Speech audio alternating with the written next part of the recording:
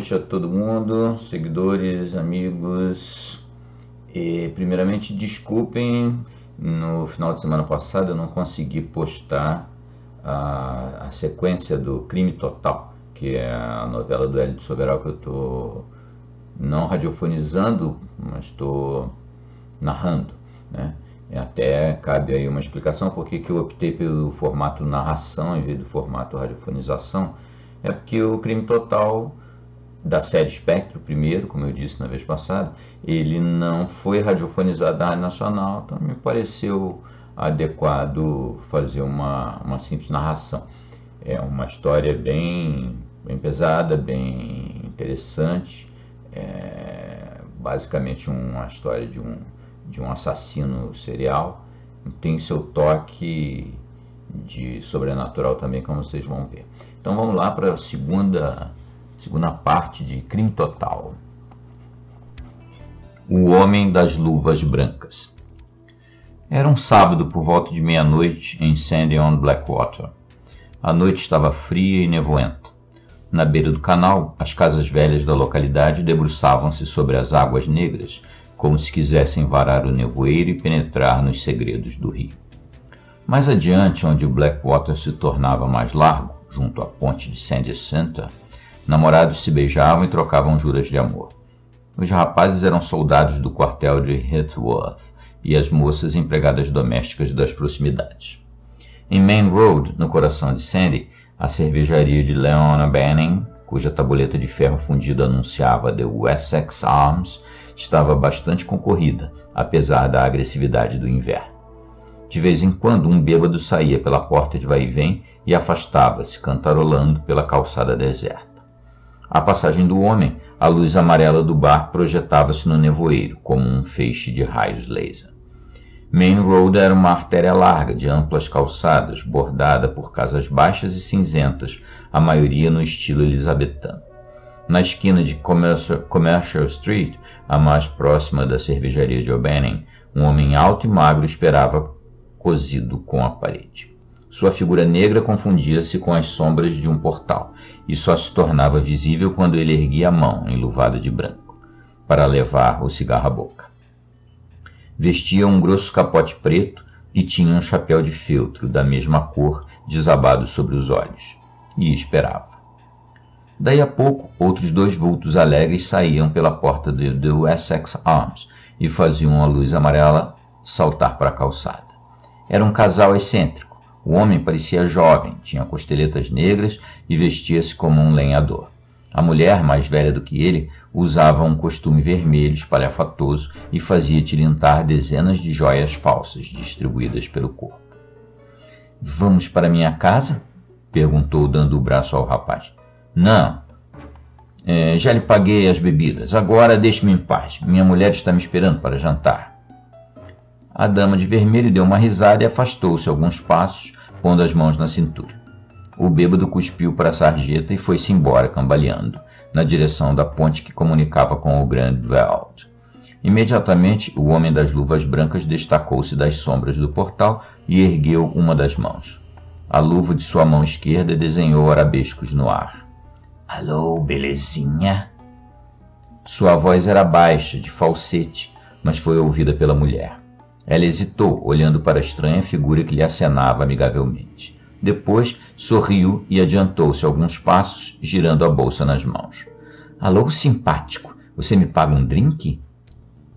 Ela não o conhecia, mas um rápido olhar profissional fora suficiente para entender que estava tratando com um cavalheiro. "Não, mas dou-lhe 5 libras se você for passear comigo." "Passear? Que ideia é essa, filhinho? Passear aonde?" "Por aí. Não gosto de andar sozinho.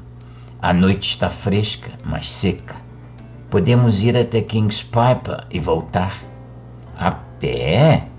Gosto de andar a pé, principalmente bem acompanhado." "Você é um freguês caprichoso. Como se chama?" "Jack. E você?" "Jane Duncan. Moro logo ali, na Great Square. Vamos?" "Não. Prefiro caminhar até a charneca, Convém-lhe. All right. Por 5 libras eu seria capaz de ir até Colchester. O homem das luvas brancas riu baixinho e estendeu-lhe o cotovelo direito. Jane deu de ombros e pendurou-se no braço do desconhecido. Engraçado, o braço dele era mais forte do que parecia à primeira vista. Desceram Main Road, aconchegados um ao outro, e entraram em Stone Street, em frente à padaria de Mamãe Baker. Alguns transeuntes passaram por eles, mas não lhe prestaram atenção. Jane reparou que o homem coxeava um pouco e pensou, rindo consigo mesma, que ele talvez tivesse as pernas gastas de tanto andar à toa. Era um freguês muito engraçado aquele. Está uma noite bonita. Adoro o nevoeiro. Faz-me lembrar Londres. Pois eu detesto frio. Sandy é outra coisa no verão. Você não mora na terra, mora? O homem não respondeu. Ele não falava muito e Jane pensava apenas nas suas 5 libras esterlinas. Percorreram toda a Stone Street, viraram para Lincoln's Arcade e saíram da cidade, atravessando por baixo das ruínas da Roman Door. Agora, diante dele, estendia-se a charneca de King's Piper, que ia dar em Braintree. Vamos voltar? Estou ficando com medo. Medo de quê? Não sei. Tudo isso é tão deserto. Podemos ser assaltados por algum vagabundo e... Bobagem. Conheço esse lugar como as palmas das minhas mãos. Não há bandidos na charneca. Mas você não é daqui, é? Não, querida. Vim aqui apenas para amar você. Me amar ao ar livre? Sim. Comece por se despir. Está maluco? Vou apanhar um resfriado. Tinham atingido um ponto ermo da planície, bem longe de Roman Door. A vegetação era feita apenas de fetos e uma ou outra samambaia. O chão era de turfa e a terra molhada, e não se via nenhuma luz furando o nevoeiro. O homem das luvas brancas desabotoou o sobretudo e tirou um chicote que trazia entalado no cinto. Era um rebenque curto e grosso, de 3 pontas. O homem desenrolou-o com a mão esquerda. Dispe-se. Então Jane começou a gritar. A primeira chicotada atingiu-a no rosto, fazendo-a rodopiar. Gritou de novo, com todas as forças, mas sua voz parecia dissolver-se dentro da névoa. O homem vibrou o chicote com fúria, alcançando o rosto de sua vítima mais uma vez. Um vergão salpicado de sangue surgiu na face esquerda de Jane. Socorro! Ajudem-me! Ninguém a ouvia no meio da charneca solitária. Mais uma vez o chicote estalou, batendo violentamente no pescoço da mulher. Ela gemeu e deu uma corrida, procurando refazer o caminho que ali a tinha levado. Mas a mão esquerda do desconhecido correu atrás dela, abrindo e fechando espasmodicamente os dedos brancos, e empolgou-a pela gola do casaco. Entretanto, o chicote golpeou-a nas pernas, fazendo-a tropeçar e cair. Jane gritava alucinadamente, a voz enrouquecida pelo pavor. O homem curvou-se sobre ela e sua mão esquerda abateu-se sobre o pescoço esguio da mulher, fechando os dedos grossos enluvados de branco. Jane tentou afastar a mão férrea e não conseguiu. Sentiu falta de ar e esperneou desesperadamente. O homem voltou a brandir o chicote e rasgou-lhe o casaco vermelho. Um fio de sangue escorreu pelos cantos dos lábios da criatura indefesa. Por favor, moço, não faça assim comigo! Ela chorava e implorava compaixão, mas ele não a ouvia. Seu chicote mantinha-se ameaçadoramente no alto, pronto para desferir um novo golpe. O homem rangeu os dentes e recomeçou a usar o chicote nos pontos que ele próprio indicava com a mão esquerda.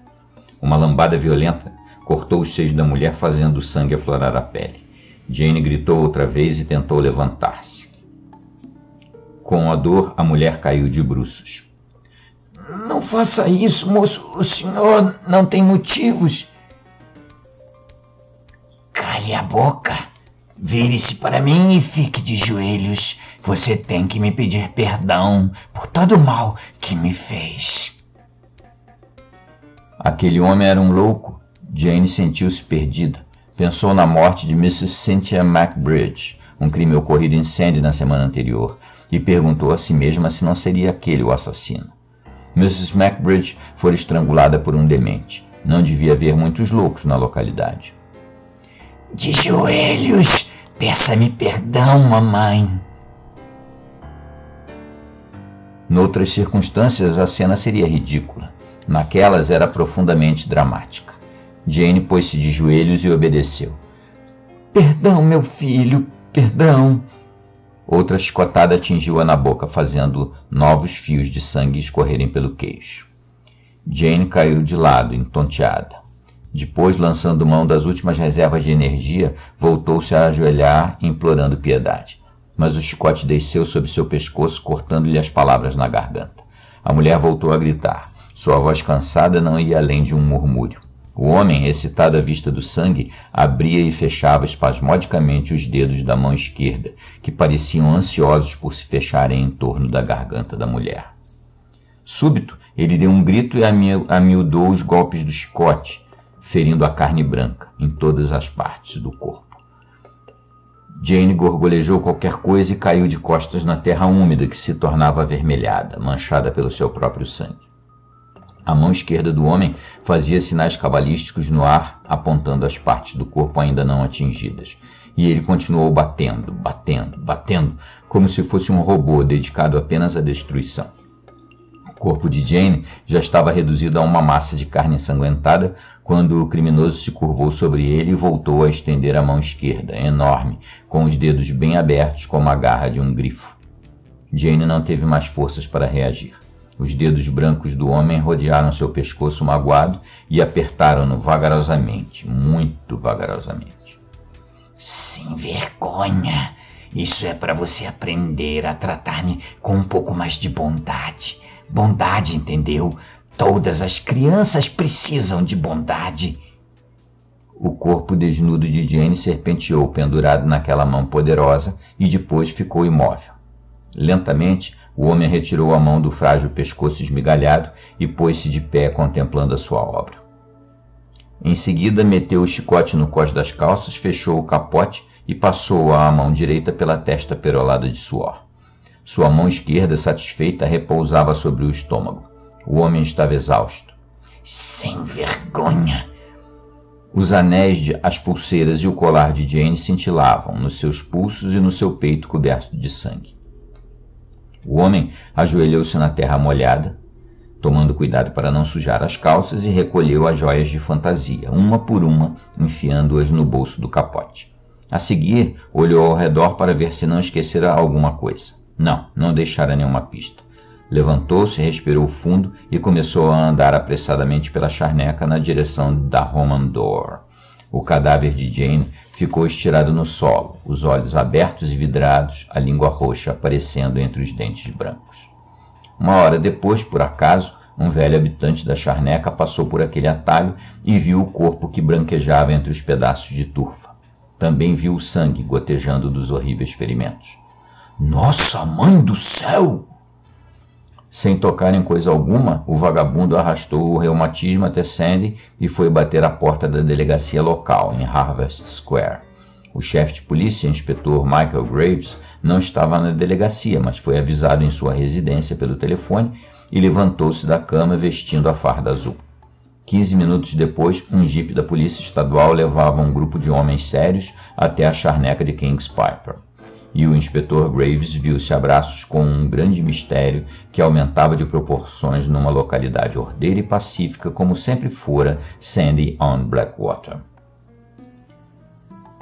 A mulher foi esganada, disse o Dr. Eaglewood, o médico da polícia. Aconteceu-lhe o mesmo que a falecida Mrs. MacBridge no domingo passado.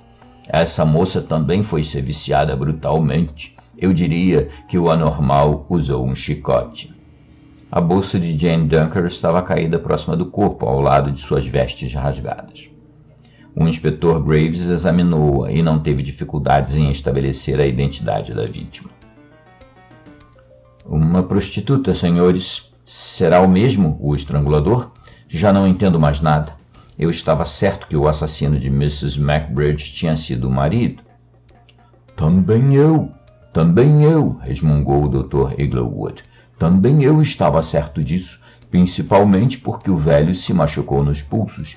Mas agora, meu caro Mike, temos que começar tudo de novo. E pôs-se então a examinar mais acuradamente os restos mortais da infeliz Jane Duncan.